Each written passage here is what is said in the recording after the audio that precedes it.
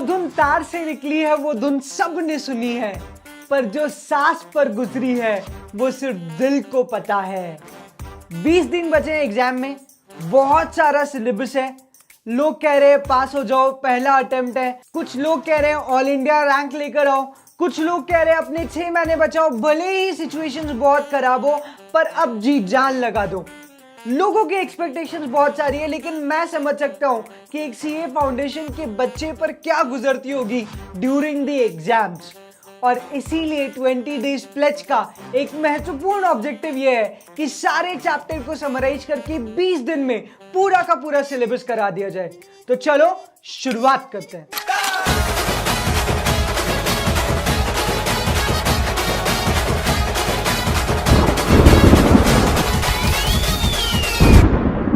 तो भाइयों, आज जो हम लोग प्लेज में पढ़ने वाले हैं वो है स्टैटिस्टिक्स का सबसे इंपॉर्टेंट चैप्टर, सेंट्रल टेंडेंसी। जैसे मैथ में सबसे बड़ा जो चैप्टर होता था वो होता था टाइम वैल्यू ऑफ मनी, यानी कि मैथमेटिक्स ऑफ फाइनेंस, वैसे ही स्टैटिस्टिक्स में एक सबसे बड़ा चैप्टर होता है, उसका नाम है central tendency and measures of dispersion. तो आज की प्लेज जो हम लोग स्टार्ट करने वाले हैं वो स्टार्ट करने वाले हैं विद द सेंट्रल टेंडेंसी। तो सेंट्रल टेंडेंसी भाइयों तुम्हारी एग्जाम में आने वाले मिनिमम 10 मार्क के लिए और मैक्सिमम 12 मार्क के लिए। सेंट्रल टेंडेंसी का कॉन्सेप्ट बहुत सिंपल है भाई, हर एक चीज होती है इन द सेंटर। याद करो, तुम अगर किसी बड़े होटल में गए होंगे तो उस बड़े होटल का जो झूमर है वो हमेशा लगा होगा इन द सेंटर। अगर मैं यूनिवर्स की बात करूं तो हर एक प्लैनेट रिवॉल्व करता है सूरज के आसपास, क्योंकि सूरज the sun is the centre of the milky way, our galaxy. और यार, अगर तुमने आईफा अवार्ड्स में शाहरुख खान को डांस करते हुए देखा हो तो शाहरुख खान ऐसे खोपचे में जाकर डांस नहीं करता, शाहरुख खान डांस करता है in the centre, because everybody knows centre is the most important place. तो सेंट्रल टेंडेंसी बोलता है जब पूरी दुनिया में सेंट्रल को इतना इंपॉर्टेंस मिला हुआ है तो स्टैटिस्टिक्स में वेरिएबल्स भी सेंटर को इंपॉर्टेंस क्यों ना दे। इसलिए सेंट्रल टेंडेंसी बोलता है कि हर एक वेरिएबल की ये टेंडेंसी यानी कि आदत होती है कि वो सेंटर में लाई करे। तो भाइयों, आओ बनाते हैं एक और चैंपियंस वाला चार्ट, क्योंकि अगर सिर्फ चैंपियन वाला चार्ट पढ़ लिया तो तुम लोग एग्जाम में इमर्ज आउट होके आओगे एज अ चैंपियन। तो शुरुआत करते हैं। तो भाइयों, सेंट्रल टेंडेंसी डिवाइड होता है 2 पार्ट्स में। एक पार्ट कहलाता है क्वांटिटेटिव एवरेज और एक पार्ट कहलाता है पोजिशनल एवरेज। जब मैं बात करता हूं क्वांटिटेटिव एवरेज की, तो यहां पे हम लोग यूज करते हैं नंबर्स का टू कैलकुलेट द एवरेज। जैसे मान लो मैं हिमा के पास गया, रेखा के पास गया और जया के पास गया और मैंने इन लोगों से मार्क्स पूछे। इन सारे मार्क्स का टोटल किया और डिवाइडेड बाय कर दिया नंबर ऑफ स्टूडेंट्स यानी कि 3, तो मुझे मिला मीन। ये मीन मेरा क्वांटिटेटिव एवरेज है, क्योंकि यहां पे मैंने नंबर्स की वजह से एवरेज निकाला है। जबकि पोजिशनल एवरेज में मैं पूरा का पूरा फोकस रखता हूं ऑन द पोजीशन। तो सपोज तुमसे कोई पूछे कि तुम्हारी बॉडी का सेंटर पार्ट कौन सा है, तो तुम लोग पॉइंट आउट करोगे अपनी नाभि की तरफ और बोलोगे this is the centre point of the body. कुछ लोग ज्यादा नीचे चले गए, भाइयों ऊपर आ जाओ। तो यहां पे मैंने डिसाइड किया कि नाभि, naval is the centre point of the body on the basis of the position. यार, मैं ऐसे ही मेरे दोस्त के साथ खड़ा हूं, 3 मंजिला इमारत है और बोल रहे बता इसका सेंटर क्या है, तो क्या मैं सीढ़ी वीढ़ी टांग के 1-1 इंच नापूंगा इमारत का, या फिर दूर से ही बोल दूंगा कि ये 3 मंजिला बिल्डिंग है तो जो इसका सेकेंड मंजिल है, सेकेंड फ्लोर जो है वो सेंटर होने वाला है। तो पोजिशनल एवरेज में मैं नंबर से कंसर्न नहीं हूं, मैं कंसर्न हूं with the position of the objects, और पोजीशन के बेसिस पे मैं निकाल रहा हूं सेंटर। तो ऐसे 2 टाइप के एवरेज होते हैं, क्वांटिटेटिव एवरेज और पोजिशनल एवरेज। क्वांटिटेटिव एवरेज के अंदर आता है, तो क्वांटिटेटिव एवरेज के होते हैं 3 बच्चे। एक होता है अरिथमेटिक मीन, एक होता है ज्योमेट्रिक मीन और एक होता है हार्मोनिक मीन। तो ऐसे 3 बच्चे आते हैं क्वांटिटेटिव एवरेज में। हम लोग शुरुआत करने वाले हैं विथ द अरिथमेटिक मीन। तो अरिथमेटिक मीन में सबसे पहले फॉर्मूले की बात कर लेते हैं। जो माइबाप फॉर्मूला है अरिथमेटिक मीन का, एवेंजर्स फॉर्मूला जिसको मैं बोलता हूं, जब भी जरूरत पड़ती है एवेंजर्स बचाने के लिए आ जाते हैं, तो मैंने भी इस फॉर्मूला को नाम दे दिया एवेंजर्स फॉर्मूला। जब भी तुम्हें मीन कैलकुलेट करना हो सिर्फ ये फॉर्मूला याद रखना, बाकी सारे फॉर्मूले खुद ब खुद बनेंगे। एवेंजर्स फॉर्मूला है sum of observations divided by number of observations. अब अरिथमेटिक मीन में होती है टोटल 3 सीरीज। एक होती है इंडिविजुअल, एक होती है डिस्क्रीट और एक होती है कॉन्टिन्यूस। तीनों के लिए अलग अलग फॉर्मूला है, मैं तीनों फॉर्मूला लिख देता हूं। इंडिविजुअल का फॉर्मूला होता है summation of X by N, discrete का फॉर्मूला होता है summation of F X by summation of F, और कॉन्टिन्यूस का फॉर्मूला होता है summation of F M divided by summation of F. तो बहुत आसान है, इंडिविजुअल में सारे ऑब्जर्वेशन का सम करो, डिवाइड कर दो with the number of observations. जब मैं डिस्क्रीट की बात करता हूं तो हर एक ऑब्जर्वेशन के साथ साथ फ्रीक्वेंसी भी दी होती है। तो अगर मैं स्टेज पर खड़ा हुआ और मैंने बोला कि बताओ 4 मार्क्स कितने बच्चों को आए, और 5 बच्चों ने हाथ उठाए, इसका मतलब है 5 बच्चों ने टोटल कितने मार्क्स स्कोर किए होंगे, 5 इंटू 4, क्योंकि 4 मार्क्स पे 5 बच्चों ने हाथ उठाए। इसीलिए जब मैं डिस्क्रीट सीरीज का फॉर्मूला लिखता हूं तो वो होता है summation of F x divided by summation of F, जहां पे एफ है मेरा नंबर ऑफ स्टूडेंट्स और एक्स है मेरे मार्क्स। वैसे ही जब मैं कॉन्टिन्यूस की तरफ बढ़ता हूं तो मेरा फॉर्मूला हो जाता है summation of F M divided by summation of F, क्योंकि कॉन्टिन्यूस सीरीज में एक्स इंडिविजुअल नहीं होता, एक्स की ग्रुपिंग हो चुकी होती है। तो अगर मैं यहां खड़े होकर पूछ रहा हूं कि बताओ 0 से 10 में कितने लोगों को मार्क्स आए और 10 लोगों ने हाथ उठाए, तो मुझे नहीं पता उन 10 लोगों को 0 आए या फिर 10 आए, बिकॉज मैं तो पूछ रहा हूं 0 से 10। हो सकता है किसी को 0 आए हो और किसी को 10 आए हो। तो इस केस में मैं एज्यूम कर लेता हूं कि सारे बच्चों को मिड वैल्यूज आई हैं। मिड वैल्यू क्या होती है, lower limit plus higher limit divided by 2। तो 0 से 10 में अगर 10 बच्चों ने हाथ उठाया तो मैं एज्यूम कर लेता हूं कि 10 के 10 बच्चों को आए हैं 5 मार्क्स। तो तीसरा फॉर्मूला हो जाता है summation of F M divided by summation of F. आओ एक बेसिक क्वेश्चन कर ले। एक्स दे रखा है 2468, तो बताओ मीन क्या होगा। नालायको, ये तो तुम्हें आना चाहिए। 2 + 4 + 6 + 8 डिवाइडेड बाय 4, तो तुम्हारा आंसर आएगा 5। 2 + 4 + 6 + 8 डिवाइडेड बाय 4।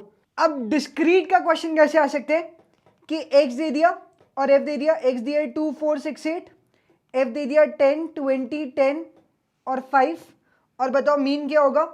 तो मीन का फॉर्मूला है summation of F x divided by summation of F. तो पहले f का मल्टीप्लाई कर दो x के साथ, तो ये हो जाएगा 20, ये हो जाएगा 80, this is going to be 60 and this is going to be 40। अगर इन सबका सम करोगे तो 20 + 80 + 60 + 40 आंसर आएगा 200। तो x बार हो गया तुम्हारा 200 divided by summation of f।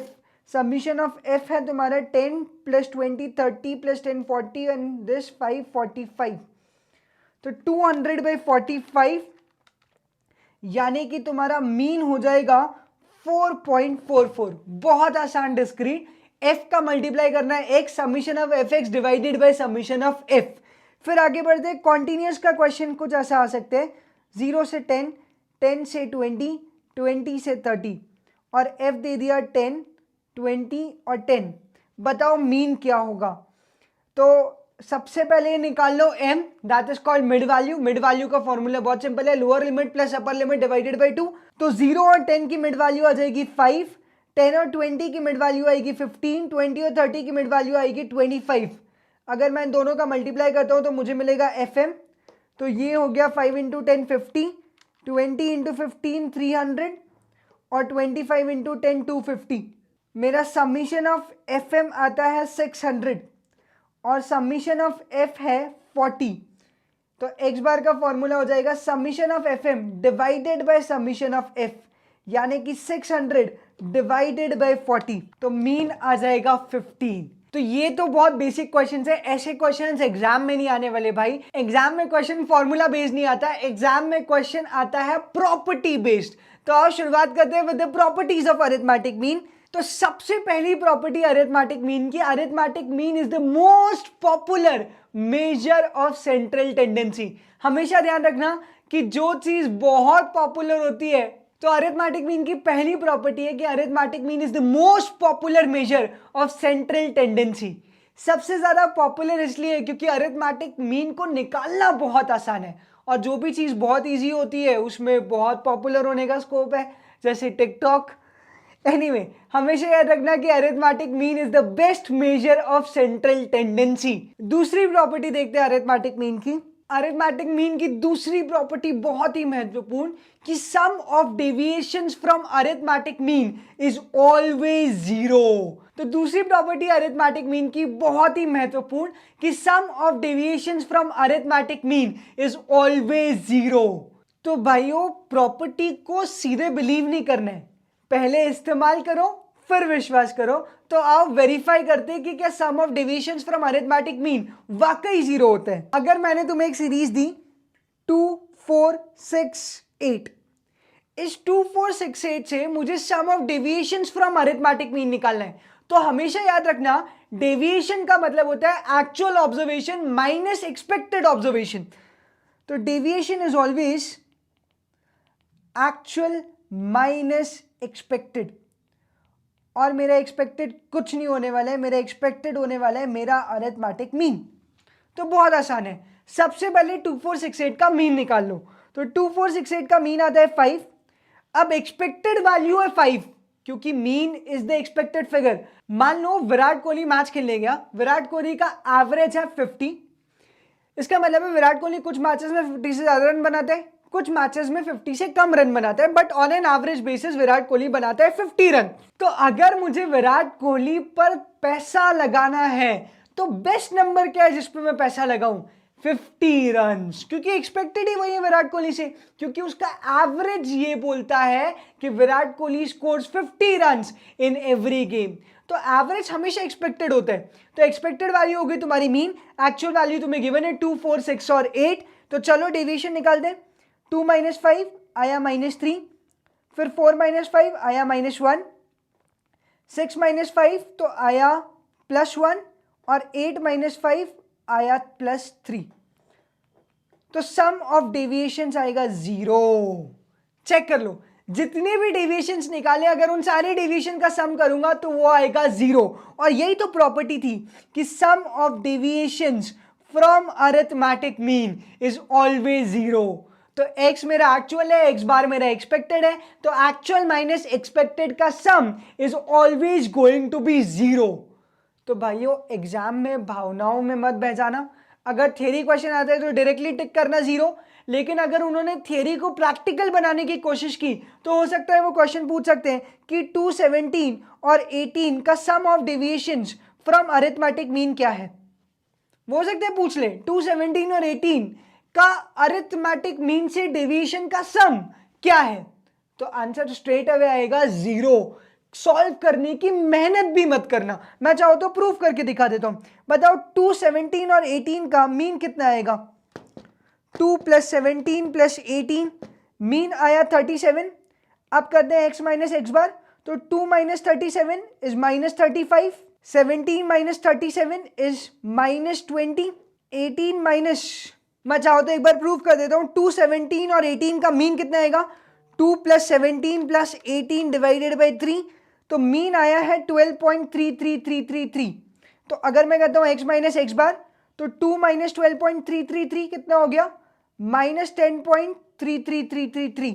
फिर नेक्स्ट 17 - 12.33 तो आएगा 4.67। तो मेरे पास आएगा, तो 18 - 12.33 आएगा 5.67। अगर मैं इन सब का सम करूंगा तो मेरा आंसर आएगा 0। तो याद रखना, अगर इस थियोरेटिकल प्रॉपर्टी से प्रैक्टिकल क्वेश्चन बना भी दिया जाए तो आंसर आंख बंद करके 0 लगा देना बिना सॉल्व किए। तो ये हो गई दूसरी प्रॉपर्टी ऑफ अरिथमेटिक मीन। अब आगे बढ़ते हैं और मूव ऑन करते हैं टुवर्ड्स द थर्ड प्रॉपर्टी। भाइयों जो तीसरी प्रॉपर्टी है ना अरिथमेटिक मीन की, ये प्रॉपर्टी नहीं है, ये लगभग आधा चैप्टर है, क्योंकि इसी प्रॉपर्टी में से बार बार बार बार बार बार, अरे रुक जाओ यार, एकता कपूर का सीरियल नहीं है, इनके एग्जाम्स है 20 दिन बाद, लेट देम कॉन्सेंट्रेट। आ जाओ। तो जो तीसरी प्रॉपर्टी है भाई वो बहुत ही इंपॉर्टेंट है, क्योंकि इसी प्रॉपर्टी में से हर बार क्वेश्चन आया है। तीसरी प्रॉपर्टी बोलती है कि अरिथमेटिक मीन के पास मैथमेटिकल प्रॉपर्टीज होती हैं। अच्छा, मैथमेटिकल प्रॉपर्टीज का मतलब क्या हुआ? मैथमेटिकल प्रॉपर्टीज का मतलब ये हुआ कि दो अलग अलग क्लासेस के अरिथमेटिक मीन को एक साथ कंबाइन किया जा सकता है। देखो, इसको एक एग्जाम्पल के थ्रू मैं तुम्हें समझाता हूं तो तुम्हारी बुद्धि में ये बिल्कुल स्थिर हो जाएगा। मेरे पास एक क्लास है सीए फाउंडेशन की और एक क्लास है सीए इंटर की। सीए फाउंडेशन में टोटल 1000 बच्चे पढ़ते हैं और उनके एवरेज मार्क्स है 60, और सीए इंटर में टोटल 1200 बच्चे पढ़ते हैं जिनके एवरेज मार्क्स है 45। अब मुझसे किसी ने पूछा कि बताओ पूरे सीए का एवरेज क्या है। मैंने बोला निकाल के तो दिया ना यार, फाउंडेशन का एवरेज है 60 और इंटर का एवरेज है 45। उसने बोला नहीं नहीं नहीं नहीं नहीं, ऐसे काम नहीं चलेगा, मैं तो ये पूछना चाह रहा हूं कि पूरे के पूरे सीए का एवरेज क्या है, इंटर और फाउंडेशन दोनों के डेटा को मिलाकर एवरेज बताओ। मतलब सामने वाला मुझसे पूछ रहे कंबाइंड एवरेज ऑफ सीए। तो कंबाइंड एवरेज ऑफ सीए को मैं नाम दे देता हूं x बार 12। अच्छा, ये combined average he waited average है। हाँ, अगर तुम वेटेड एवरेज की बात करो तो वो कंबाइंड एवरेज के फॉर्मूले से ही बना हुआ है। दोनों एक ही चीज है तो हम लोग उसको अलग अलग नहीं पढ़ेंगे, हम लोग उसको एक साथ पढ़ेंगे। तो कंबाइंड एवरेज ही तुम्हारा वेटेड एवरेज है, यही मान के क्वेश्चन सॉल्व करना। तो x बार 12 का फॉर्मूला होगा n1 x bar 1 plus n2 x bar 2 divided by n1 plus n2। एक बात भाई बहुत ध्यान से सुन लो, सपोज हेमा, रेखा, जया और सुषमा है, सबकी पसंद निर्मा। तो ये चारों के मैंने मार्क्स पूछे, किसी को I2, किसी को I4, किसी को I6 और किसी को I8। अगर मैं इनका एवरेज निकालूं तो एवरेज आता है 5।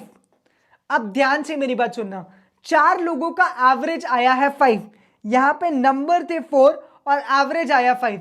जब जब मैं एवरेज का मल्टीप्लाई करता हूं विथ नंबर तो मुझे मिल जाता है सम। फिर से रिपीट कर रहा हूं, जब जब मैं एवरेज का मल्टीप्लाई करता हूं विथ नंबर तो मुझे मिल जाता है सम। मीन का फॉर्मूला यही था, summation of X divided by N. तो n into X bar mean को बोलते हैं, तो n into X bar is equal to summation X. तो अगर मुझे सम चाहिए, सम टोटल चाहिए, तो मुझे सिंपली करना है नंबर इंटू मीन।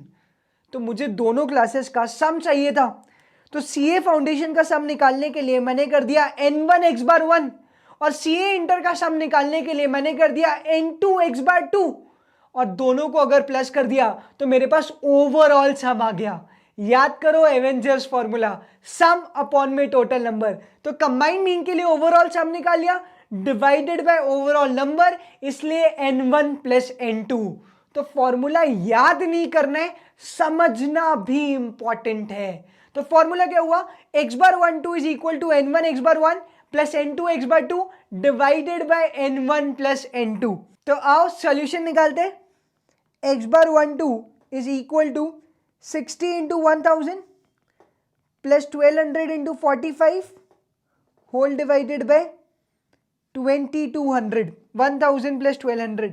तो तुम्हारा जो फाइनल आंसर आएगा वो आने वाला है 51.81। तो अगर कोई मुझसे पूरा सीए का मीन पूछेगा तो मैं जवाब दूंगा कि पूरे सीए का मीन जो आएगा वो आएगा 51.81 मार्क्स। तो याद रखना, कंबाइंड अरिथमेटिक मीन का फॉर्मूला है x bar 1 2 is equal to n1 x bar 1 plus n2 x bar 2 divided by n1 plus n2। अब मजे की बात, वो तुमसे क्वेश्चन किस तरीके से पूछेंगे, ये लिख दिया मैंने फॉर्मूला। इस फॉर्मूला में हो सकता है वो x बार 1 2 दे दे, x बार 1 दे दे, x बार 2 दे दे, n1 भी दे दे और n2 पूछ ले, गेस द मिसिंग फिगर। या फिर x बार 1 दे दे, x बार 2 दे दे, n1 n2 दे दे और कंबाइंड मीन पूछ ले। या फिर combined mean they they, n1 भी दे दे, n2 भी दे दे, x बार 2 भी दे दे और x बार 1 पूछ ले। तो कुल मिलाकर ये वेरिएबल्स टोटल 5 वेरिएबल्स है, n1 n2 x bar 1 x bar 2 और x बार 1 2। देखो बहुत सारे क्वेश्चन सॉल्व करना और कॉन्सेप्ट समझना, इन दोनों में डिफरेंस है। अगर एक बार कॉन्सेप्ट सॉल्व कर लिया तो बहुत सारे क्वेश्चन समझने की जरूरत नहीं पड़ेगी। तो बहुत ही इंपॉर्टेंट बात बोल रहा हूं कि 5 वेरिएबल्स है मेरे पास, n1 है, n2 है, x बार 1 है, x बार 2 है और x बार 1 2 है। इन पांचों में से कोई भी 4 चीज गिवन होगी और तुम्हें 5वीं चीज निकालना होगी। बस सिंपल इसी पे बार बार इंस्टीट्यूट ने क्वेश्चन पूछे। एक और विशेष बात बोल रहा हूं, चाहो तो स्टार मार्क करके लिख लो, n1 plus n2 is equal to 100%। n1 और n2 मिलाकर 100% ही होगा, बिकॉज टोटल नंबर हमेशा 100 ही होता है।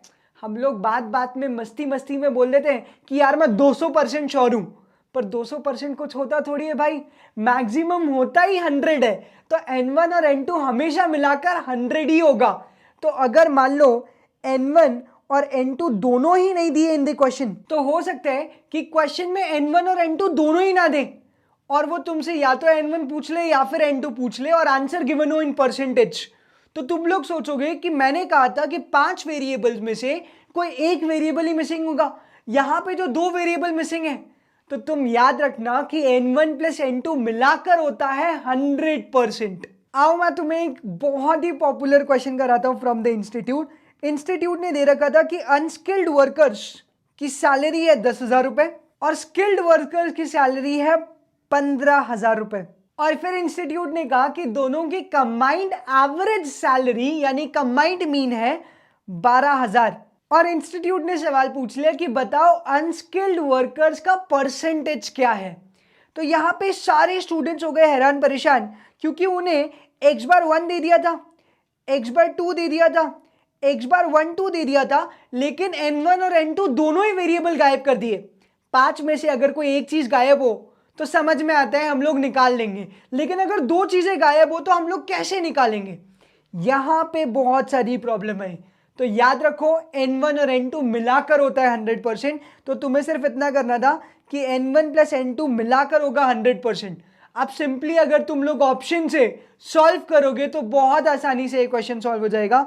ऑप्शन नंबर ए दे रखा है 40% और बी दे रखा है 60%। चलो नॉकआउट कर दे।